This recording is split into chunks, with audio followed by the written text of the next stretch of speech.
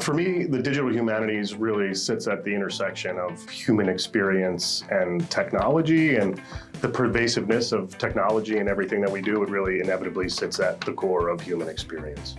Digital humanities to me represents a wide open field of technologies that allow us to better understand history, culture, all kinds of content with the use of digital tools. Definitely in my digital humanities courses, they've been much more tech heavy, I guess you could say, more like practical, hands-on in computer software. In most of my digital humanities class, what students would get is the understanding, well, what are digital tools, what's digital culture, and what's the relationship between the two in humanities. And they get to learn about that through practice and not just theory.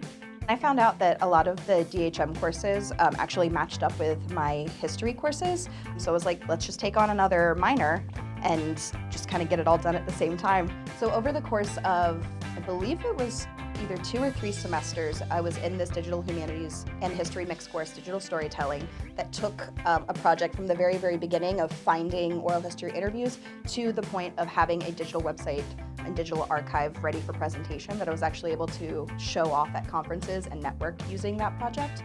Working with those interviews and with that technology got me my first 2 jobs. It was life-changing.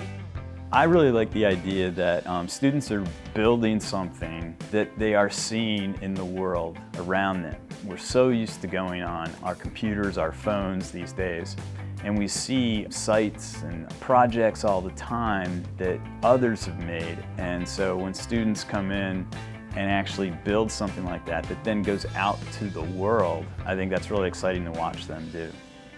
One of the really great things about digital humanities classes is that we have so many transferable skills that you might use in another class, but you will probably use in whatever career it is that you go into. It's, I think, super fun for students to encounter these artifacts that they wouldn't have otherwise seen, and then to think about, like, how do I digitize this physical thing? How do I make it into a digital archive? So many things have already been digitized. We don't even think about it, right?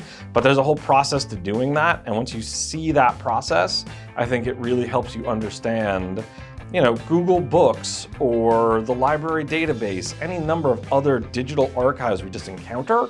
You've gone through the process of making it. That's kind of cool.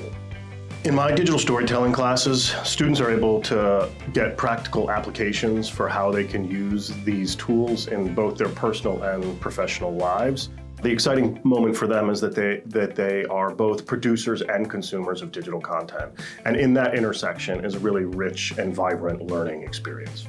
I don't want it to just be students who already know a lot about digital technologies or consider themselves tech savvy. I know a lot of students are intimidated by that word digital. So I think all students should welcome the opportunity to experiment with tools and strategies and techniques, platforms that they might not already be familiar with. I'm going to get my graduate degree in library and information sciences starting in the fall, and I've kind of looked at what some of that coursework is going to be like. And I know there's going to be like technology specific classes that use basic programming, databases, website development, that sort of stuff. So I know that a lot of the skills that I've already gained and had experience with, I'm already going to have that background. What digital humanities offers, especially when we are intersecting it with humanities, is that it is pushing us to be intentional, innovative, and groundbreaking when we're using these tools to solve problems in our world.